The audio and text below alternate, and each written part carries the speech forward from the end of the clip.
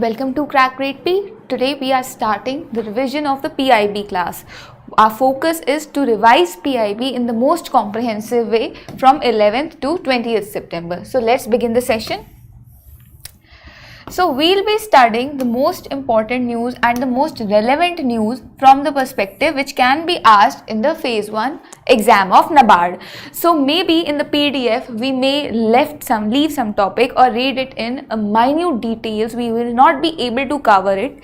We'll be able to cover it comprehensively from the perspective of exam for the most important topics.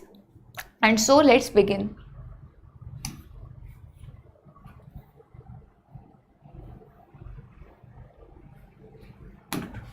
So our first news is first global symposium on farmers' right. Now we know that in the merit section agriculture holds importance. By the symposium we mean the meetings where academicians and stakeholders come together to talk about farmers' right. That is what we are talking about. Now what can be a question in this next, that where was this meeting held? Who organized it? What was India's role in it? Right? These kind of things can be asked. So let's look into that. So basically it was held at ICAR Convention Center. It talked about Article 9. What is the Article 9 of International Treaty? It talks about the plant genetic resources for food and agriculture. Who organized it? It was organized by FAO in Rome. And what was the date in which it was organized? It was organized between 12 to 15 September. These are the parties in collaboration. Ministry of Agriculture and Farmers Welfare was the main party here. Now what do we know about that Ministry of Agriculture and Farmers Welfare? Why are they a main body here? Has India done something in the plant variety? Yes.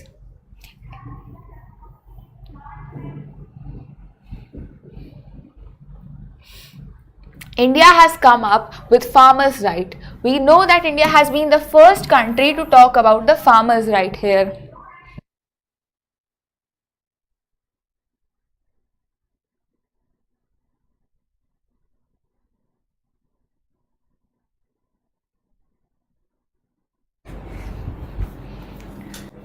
So where were we? We were talking about that India, what has India done in the farmers' right in the case of why India is a main party in that symposium. Why are we reading that symposium in itself? It is because India is the first country to include the farmers' right in the context, in the act of protection of plant variety and farmers' right. We are talking about the plant variety. It was enacted when there was a debate on the property rights, intellectual property rights on TRIPS for the plant varieties. That's when this act came up, and that's when India became one of the countries, actually the first country to talk about the farmers' right, and that's why India is a major party in the global symposium. So that was about that news. Such questions can be asked. So our objective of looking at the news is about the questions from the NABARD perspective, right? So again, there is a Department of Agriculture have come out with the area coverage of different crops. So these are factual things and these can be asked if September month is an important, especially then rice area, Shri Anna. What is Shri Anna? Shri Anna is millets, sugar cane. What is their area coverage? This is released by Department of Agriculture and Farmers Welfare, and Kharif data has been in news. I mean, every month they release this, but since it is the last month before the exam, the data can be important. The total coverage especially of sowing is crossing 1088.5 lakh hectares, and cotton, rice and sugarcane are important crops, and that's why their data is important for the exam. Okay. I will teach slow, then the time limit may exceed and you have a problem writing the PIB time limit. So I am teaching from the perspective of exam. Hopefully the light is coming now properly. Okay. Latest PIB. Yes, your data is not incorrect actually. You have to latest PIB. Okay, I'll check the data and I'll tell you whatever it is. Currently, please refer to the document. If there is any problem in the document or the thing, it will be updated to you after the class, after proper checking in your paid group, in your Telegram group, or net data on the PDF will be updated if there is any error. If there is not any error and you are telling the wrong thing, we'll tell you the source from where we have taken the data. Fine. Focus on studying what you have rather than thinking like what else should there have been. We are trying to teach you from the perspective of the exam. For example, there is a data on index of industrial production. Now the index has certain things, but are these certain things relevant for the exam? Maybe or may not, but what is more relevant for the exam is who releases the data. CSO releases the data. What is CSO? Central Statistic Office. Under which ministry? Ministry of Statistics and Program Implementation. Remember, what is the base year of this data? It's 2011-12. Now we know so much about the index, but what is the index itself? It tells about industrial production. What kind of production? The volume production of different industries. Are there any important industries? Yes, there are these 8 core important industries which hold nearly 40% weightage in this index, right? That's why we have named these. This is not only the data of 8 core industries. The data has many industries. These industries have the highest weightage in this. When is this data released? Every month on 12th, right? But there is a 6-week lag after the data, for the data to be released. That is something very important for exam. First focus on these things, then go to the data, that what it is trying to tell you regarding the quick estimates, regarding the indices in the mining, manufacturing and electricity, regarding the consumer durables and non-durables. First, you should remember the basics because they are bound to come in the exam. This data is going to change monthly, so there are less chances, like it is of July, there are less chances. More chances are to be asked for the basic because it is coming up every month, it is being updated every month, right? Next is Ayushman Bhava campaign. Ayushman Bhava campaign. Now, what question can be asked? What is this campaign about? What are the components of this campaign, right? Was there any, something going up, some event, some pakhwada going up when this campaign was organized? What is the objective to be achieved under this campaign? So we know that this campaign has a vision of healthy villages and healthy gram panchayat. We are talking about the grassroots level.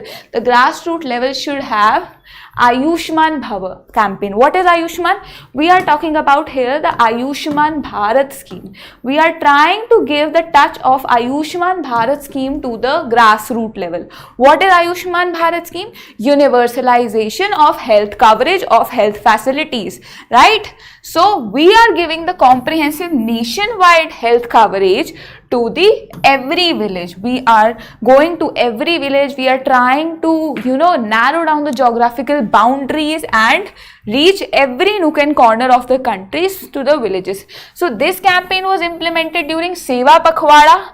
Seva Pakhwada is 17th September to 2nd October. The 3 components are very important. They have come up in news again and again. What are the 3 components? The 3 components is Ayushman Aapke Dar 3.0. So what is happening? There is a Yojana, Pradhan Mantri Jan Arogya Yojana. What does it talks about? It talks about giving money, allotting money per family, say 5 lakh per family for the healthcare services. So for that you need to have a card. So what is going in Ayushman Aapke Dwar 3.0? That we will come to your doorstep to provide you the services of PM Jan Arogya Yojana. This is the first component. The second component is that for the access of this Yojana, you need an ID, Aadhaar ID. If you do not have an ID, Abha ID will give you that ID. Where do we give you that ID? At the Ayushman Melas, at the healthcare wellness centers or community healthcare centers. That is what is going on in the Ayushman Melas. Then if you have the ID or you do not have the ID, you are availing the benefit, you are not availing the benefit. In any case, we are trying to give you awareness regarding the scheme, so that if you have the facilities, you use them. If you don't have, you should avail them. That is happening in the Ayushman Sabha, where panchayats are playing a role in giving Ayushman cards, generating Ayushman IDs, and give you the awareness regarding your health and disease conditions. So everybody get what is in the Ayushman Seva campaign, Bhava campaign, and what can be asked out of this. Going next, we are talking about Special Campaign 2.0. What is Special Campaign 2.0? Again, the question can be of the dimensions. What is it? When was it implemented? What changes did it introduced? Right? What changes does it introduce? What was its focus? Right? And is there any next initiative? Like it was 2.0, is there any 3.0? So these are the questions we need to address. So what is Special Campaign 2.0? Special Campaign 2.0, when we are trying to reduce the pendency, we are, getting the Swachhata in the government offices. We are trying to reduce pendency, we are trying to make them paperless, we are trying to make better governance in the ministries, in the government offices through this campaign. And what was the period of the special campaign? It was 2nd October to 31st October 2022. Why 2nd October? Because if you remember, Swachh Bharat Mission was launched on 2nd October, right? Now, minimizing pendency. These are something, the focus. We are trying that in the government offices, we minimize the pendency, the public grievances, we digitalize them, we make them into e-mode, we give them efficient management, we choose environmentally friendly practices. We are focusing on the cleanliness drives, that 3 hours each week an officer should come up with reducing the pendencies. These are the target of Special Campaign 2.0. Is there anything else? Yes, the next campaign which I was telling you will be held this year in the same timeline, 2 to 31 October 2023. Why is this important? Because in this month your exam is also going to come. Next is Pradhan Mantri Kisan Samriddhi Kendras. If there is any question regarding anything, you can ask in the chat box. So Pradhan Mantri Kisan Samriddhi Kendras. Again the question comes, what is it? Is there any other scheme related to it? What is the government trying to achieve through it? Or what is the current state of these kendras? These are the questions that come up, or statements relating to this fair is only bound to come. So Pradhan Mantri Kisan Samriddhi Kendras. Kisan Samriddhi, for the benefit of the farmer, there is a one-stop retail shop. What does this one-stop shop do? They provide fertilizers. They are giving you all agriculture and farmers related activities under one nation, one fertilizer scheme. So this is the scheme related to it.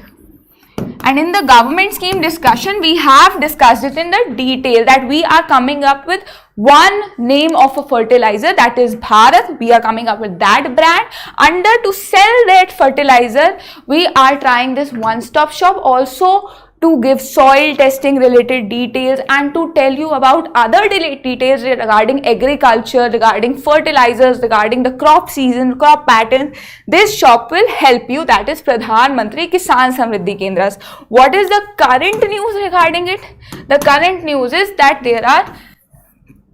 there was an interaction with 3,000 farmers at 1.6 lakh Samriddhi Kendras. This is very less relevant. The target is relevant, that through these shops, what are we trying to achieve? We are trying to minimize the use of chemical fertilizers by 20% in the coming Rabi season, and we will substitute this by alternate fertilizers.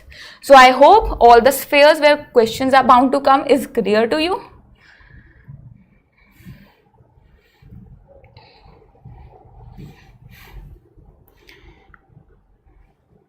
Okay, so the next topic is a scheme related to internet service providers. Now, what is the scheme?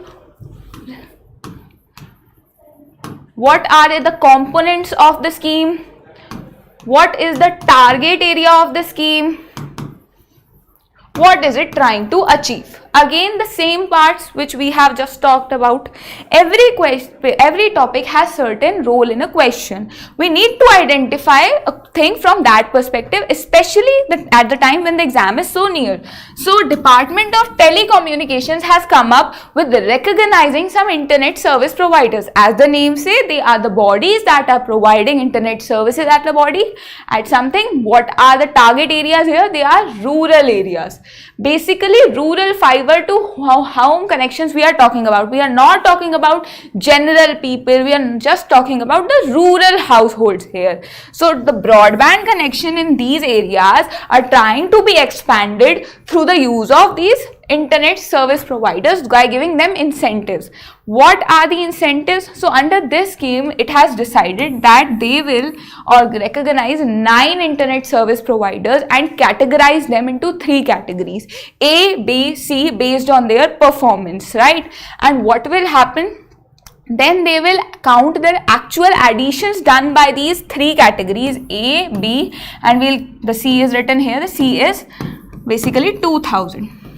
So, it is going on in decreasing mode. The C category has done, say, yearly 2000 net additions. The B category has done 10,000 net additions. Minimum I am talking about, not maximum. So, minimum to be in these categories, you have to done 2,000, 10,000, 5,000 connections, net additions at least. And we are counting this annually. What is the annual broad line we are counting out? The outline is April to March.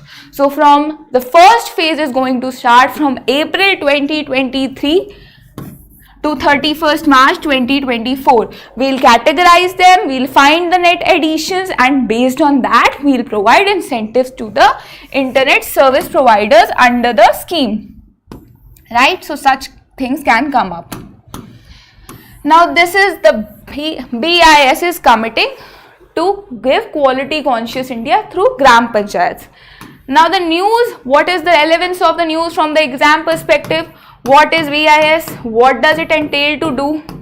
Why is it so much interested in the Gram Panchayats, and how will it make quality conscious India? What are the benefits of this, right? Benefits can be asked in form of statements. So, BIS is Bureau of Indian Standards, which actually defines standards of various things in the country. Now, here the primary objective is to adhere to Indian standards in the Gram Panchayat and also ensure their compliance while making different schemes. We are trying to address standards in the schemes, especially at the grassroots level. And how will this be done?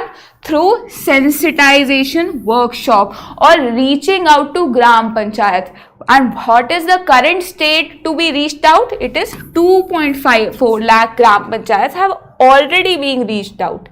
And as I said to you, nothing is done without benefit. So, what is the benefit? If there is a reach out, the quality and safety will be ensured. What is quality and safety? If you met the standard, the people will be having safe water, safe house, the environmental will be conserved, there will be awareness on the BIS Care. BIS Care is an app of Bureau of Indian Standards where you can report whether the standards are being met or not.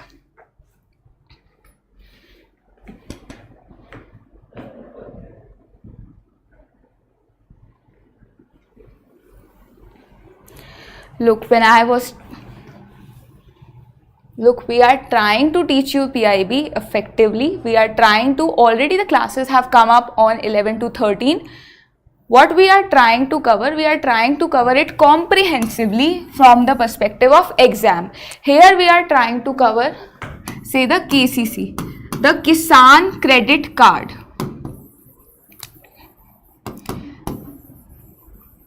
If anything regarding the class have disheartened you, I really apologize. But if you have any specific problem, you can ask it. I will definitely reply to you. What I am trying to do is make your things easy by giving you a question related format. But if it isn't helping you, I'll teach the line by line. But you have the PDF and you have to read it yourself. So what are we doing to do is that in the Kisan credit card, you are given a credit card, a farmer is given a credit card so that they can avail the credit for the working capital. Right? They can avail the facilities for the working capital. They want working capital, that in the farm, if they are using the things, they need money for them. They are given this credit card to avail the benefit. Now, this has been extended to the animal husbandry and fisheries section. What is happening? That this extension has been done till 31st March 2024. So, the ground level credit card, the limit has been fixed here. So, different data is being given for this limit. The data is related to livestock. We are talking about the conference here. What is actually the conference trying to do or trying to address? Now, every conference comes out with certain scheme or any data availed in that scheme. What is the data or scheme here saying? That it is talking about the extension of the campaign till the 31st March 2024.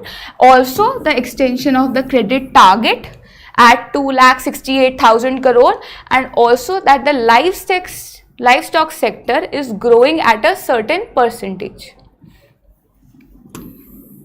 That is being talked about. That what is the contribution of the livestock sector? What is livestock sector? When animals are used for agricultural purposes, we are called them livestock, and this sector is growing at a rate of 7.67%. India is currently called the world's largest livestock owner. There are so many 100+ million households that are having at least one livestock or poultry. Contribution of livestock to the total agriculture and allied sector is being given. This is important for exam, that what is the contribution of livestock to the total agriculture sector. Earlier it was 24.38%, now it is 30.19%. Right? Its share has grown in the total GVA. Till now we were talking about share of the livestock in the agriculture and allied GVA. It was 30%. Now we are talking about its share in total GVA, which has increased to 4.75% at present. That was in the news, that what has happened in a conference related to Kisan credit card in Mumbai.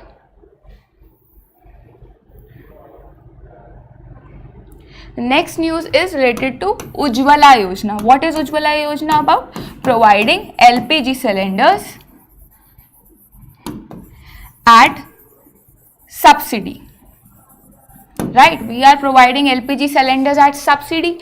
Why are we providing? Because when we will provide these cylinders as subsidies, then only women will be able to use clean cooking fuel.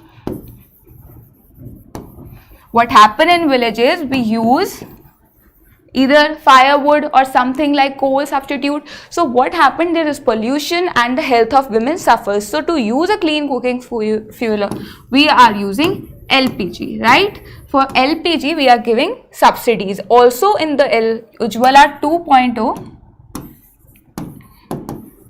the refill was given free. First refill was given free under the Ujjwala Yojana. So there is a data on Ujjwala Yojana. What is it? That there is extension of the Ujjwala Yojana, 75 lakh LPG connections over 3 years. So over the 3 years, we are trying to extend the Ujjwala Yojana. Now the beneficiaries number will rise to 10.355 crore. Also, we are targeting a subsidy of rupees 200 per 14.2 kg LPG cylinders for up to 12 refills. What is basically happening? We are trying to give you a subsidy so that you can use more LPG cylinders what was happening, that people were using LPG cylinders, but their refill was costly, especially during the COVID time. So to solve this problem, they came up with this targeted subsidy now, that they will give you money for this much amount of cylinder up to 12 refills per year, so that one doesn't have to think while refilling up the LPG cylinders under the scheme. There are initiatives for LPG coverage. One is PEHL, second is Give It Up. What does PEHL say? PEHL says that earlier what was happening, that LPG cylinders was given at subsidized price. What were we doing? That from the market, when the LPG cylinders were being given, we were, for example, it was 100, we were reducing it cost to 80 and then giving to the owners, right, to the people. But now what is happening, we are not subsidizing it here. We are saying the market, you give it at 100 only, we will transfer the benefit to the person in itself. We will give them a direct benefit transfer. That is in the PEHL scheme. What is it under Give It Up scheme? Now many people were availing the benefit under this, but they are now do not need its benefit. So we can directly snatch from them the benefit under the Ujjwala Yojana, but we are not doing this. Instead of them, we are giving them an opportunity to surrender themselves. That is giving it up. Also under the Pradhan Mantri Garib Kalyan Yojana, free refill scheme was given, that you can avail the free refill during the COVID time under the Pradhan Mantri Garib Kalyan Yojana. The next topic is Skill India Digital. So like Digital India, a mission has come up to digitally skill the people. What is that saying? That it is a digital public infrastructure for skilling, education, employment and entrepreneurship ecosystem. So we are trying to create a place, an environment where digitally people would come together to skill each other, to generate employment, to actually get education. What will be the benefit of this? Maybe the CV or resume we are creating now, they will have a QR code. Maybe they will get personalized access, right? Maybe whatever education or skilling you are getting today, that will be in the Indian languages.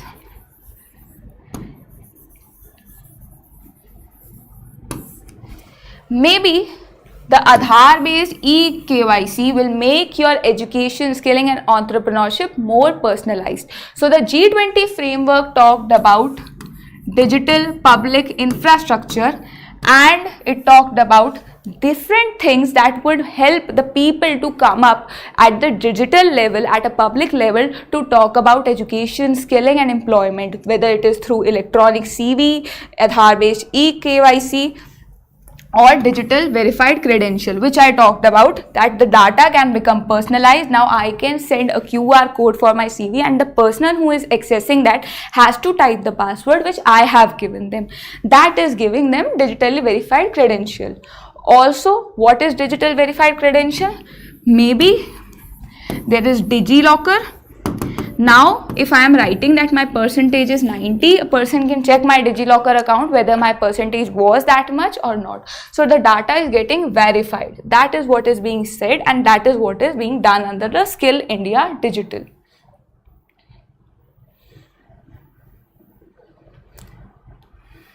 The next thing is Department of Empowerment of Person with Disabilities launches transformative programs to empower person with disabilities. What is happening? The Department of Person with Disabilities come up with 5-point agenda. They talked about 5 points where what they will do to ensure the empowerment of people with disabilities. Here it is, that 5 points. So it is related to social justice. It is Council of Architecture. So they will create architecture related programs which will ensure that people with disabilities are to be taken care of. For example, if someone is doing a bachelor or master's and in the architecture he is learning to make, say, a hospital or a school or a house. So now it will take care that if a person of disabilities come to that place, how will he access this place? The person studying in the bachelor will be made learn that they have to keep up the person with disabilities in their chart. That is the objective here. Second is releasing anonymous data of unique disability. For the research purposes, data of the disability will be released with a unique ID, so that if any person, for example, I am a person with disabilities, I have an ID, I release my data that this is my problems. So somebody, whoever thinks that they will be ever working in that segment, they will use this data to solve my problems. That is the purpose of UDID. Also, there is PM Daksh portal, which is providing skilling, and it will provide, the skilling will further provide employment to the person with disabilities. Third is the pathway to access. Now, court has come up with various judgments. Now, we will compile all the judgment related to person with disabilities and make a booklet that will be used to be regulated in the world. So basically we are trying that from court to real world, the disabled people get what they deserve. Also, there is a online case monitoring portal. So anything related to disabilities, person with disabilities and their grievances will be handled online by the Commissioner for Person with Disabilities. This is the last feature. So this was all in the Department of Empowerment for the people with disabilities. Now next comes the e-court phase. What is e-court phase? In the e-courts, what we are doing, that we are trying to digitalize the judiciary. Right, we are trying to basically build the digital version of judiciary. Like in legislature, if we build a digital version of legislature, we named it e-Vidhan.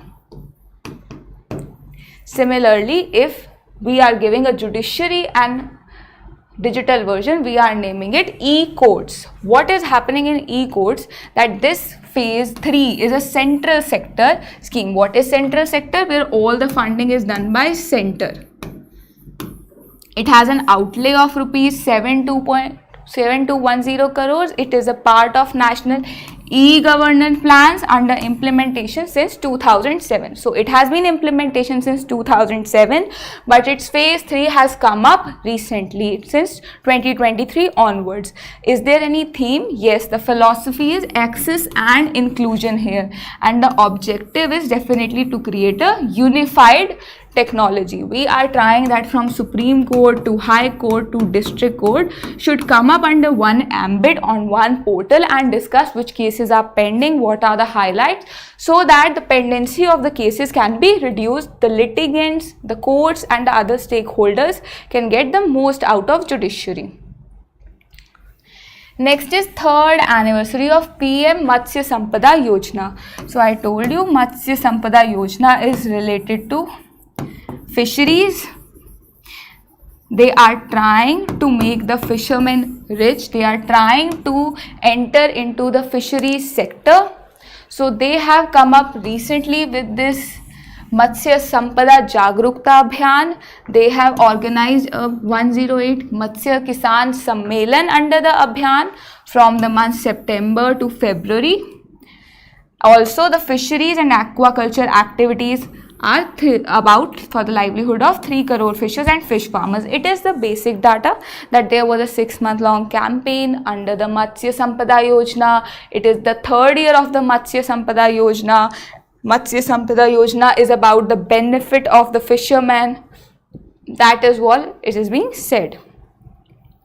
Also, fisheries sector details are being given that India is the third largest fish producing country, which is having about 8% in the global production.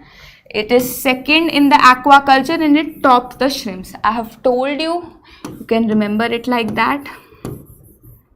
It is first in the shrimp culture, right? It is second in the aquaculture. It is third in the fish production.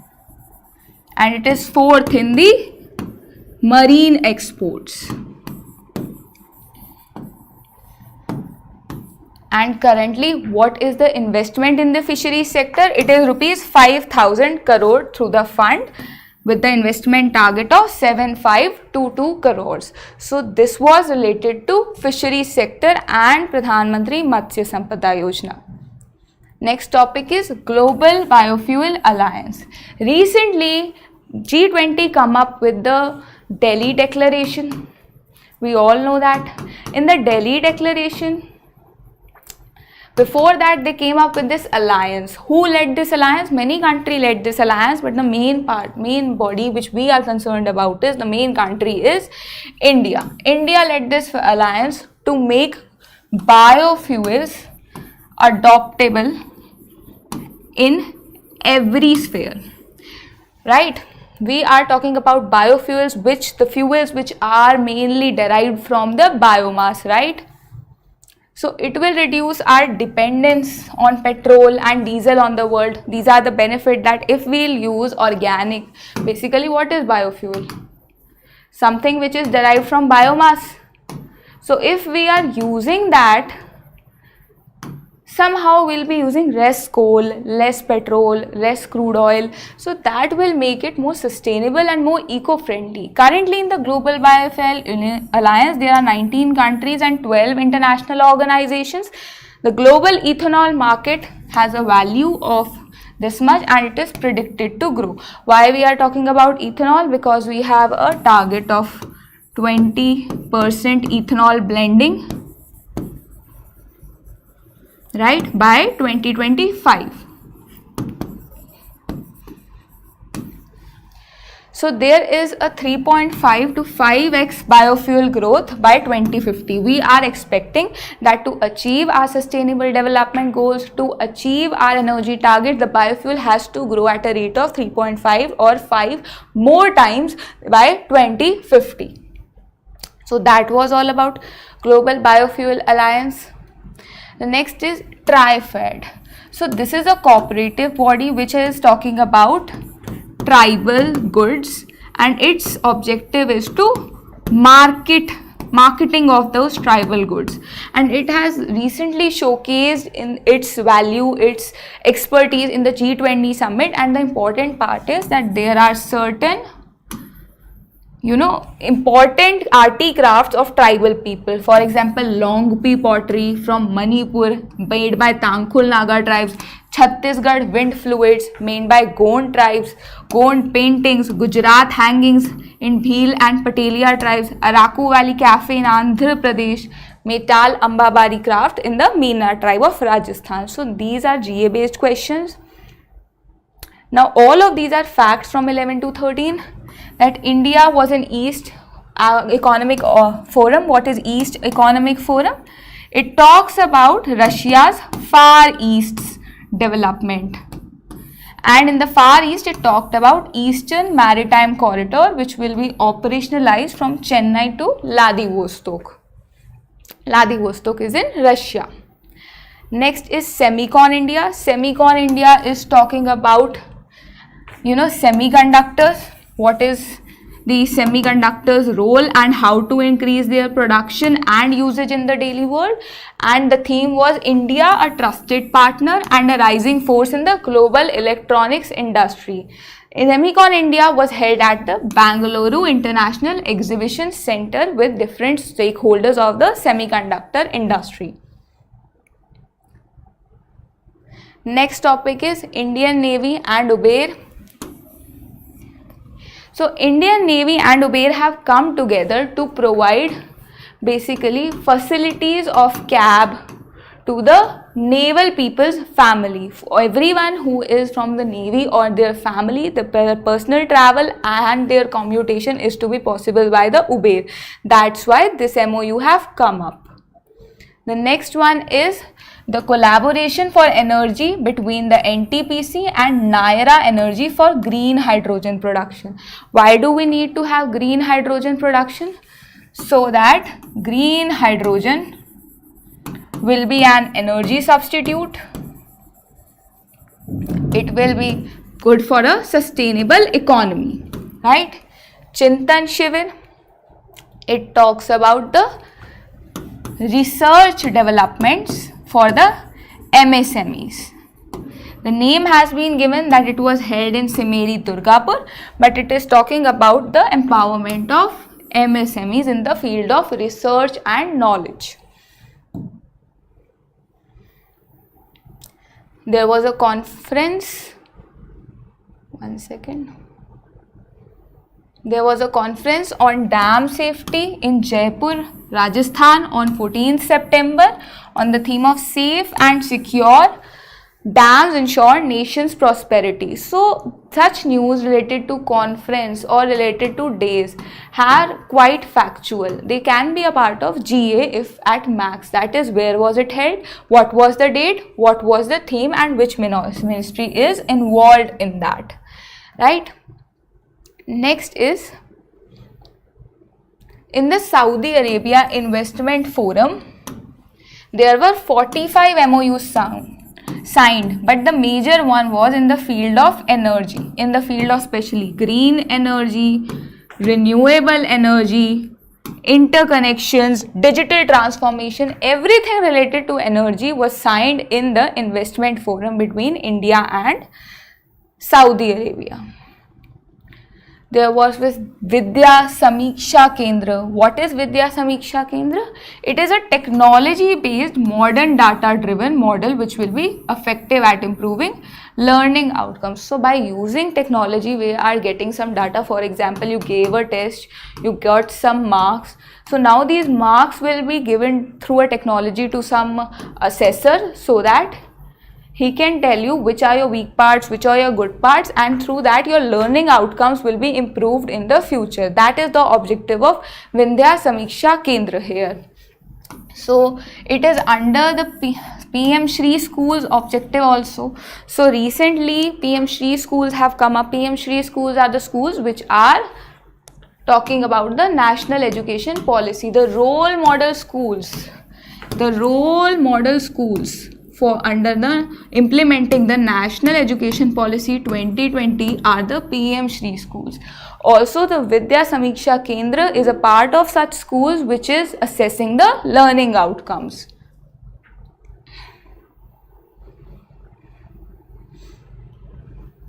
The important news here is related to business responsibility, sustainability and reporting. What is this framework? This is a framework talking about whether your business is not only economically profitable but it is also sustainable in the sector of along with environmentally, socially and governance. So when you target these aspects, you talk about the business responsibility and sustainability reporting. It is only for the top 1000 listed companies. And recently there was a workshop held by Indian Institute of Corporate Affairs and UNICEF for discussing this thing, right? Now the second is the second edition of a conference related to the shrimp farmers. So recently there was an MOU signed between the SEBA and the National Fisheries Development Board and other bodies of Gujarat. What is the objective of this edition of conference? The objective is simple, that crop insurance for aquaculture with premium subsidy offered by NFDB and technology support are to be executed. Basically to the shrimp farmers also we are providing insurance so that if they face any bad thing in their farming, in their agricultural practices, so they are provided with a relief by the government in form of the crop insurance.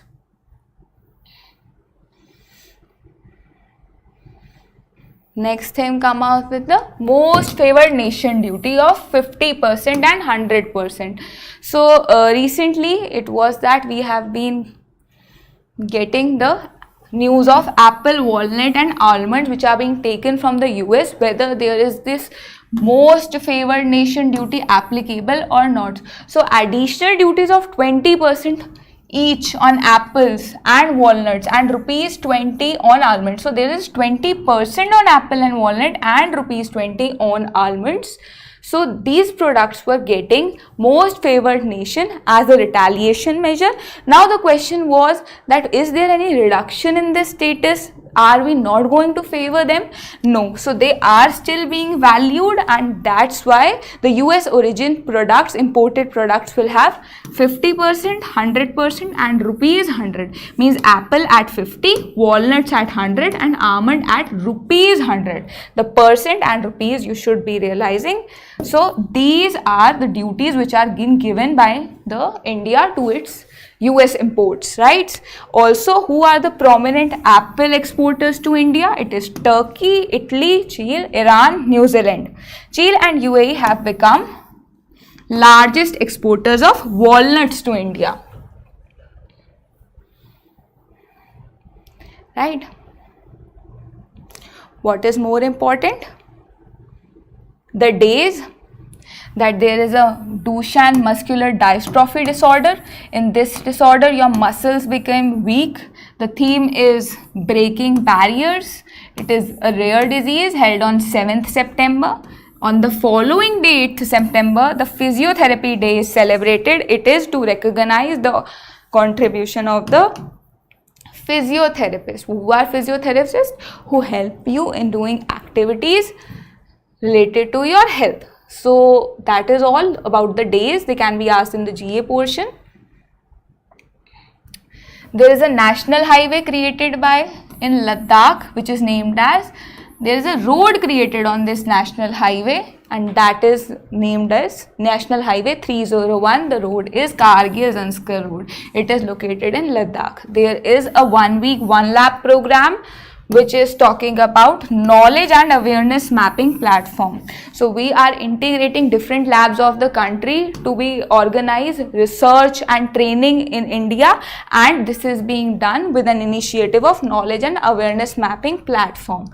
So CAMP is an initiative under the program basically. I told you about National E-Vidhan. Last topic we can discuss today, it is Unified Portal for Agriculture Statistics. So data is a very important thing. We are trying to get the agriculture data basically to implement policies related to the data. So we have created this UPAG portal so that we can collate all the data to create policies regarding them. What will happen through this portal? The data will be standardized. We'll know the area, the yield that is happening. We'll know, we can be able to analyze the data. We'll also know the granular production estimates. Means small places, the regional variations we'll be able to know. Similarly, we'll be able to know the commodity profile reports. A particular commodity, for example, I am talking about say rice, say coffee. So where is that particular commodity available, in which region of, and what agricultural practices are being taken for them. Then the data will be flexible. So plug and play here means that the flexibility will be given so that someday private players can derive the data, they can do research on these data. So that is what is being done by UPAG portal. Right, so that is the portal for statistics of agriculture data. So we'll rest our class till this time. We'll cover other part of the PIB that is left till 20th September in the next class. Thank you.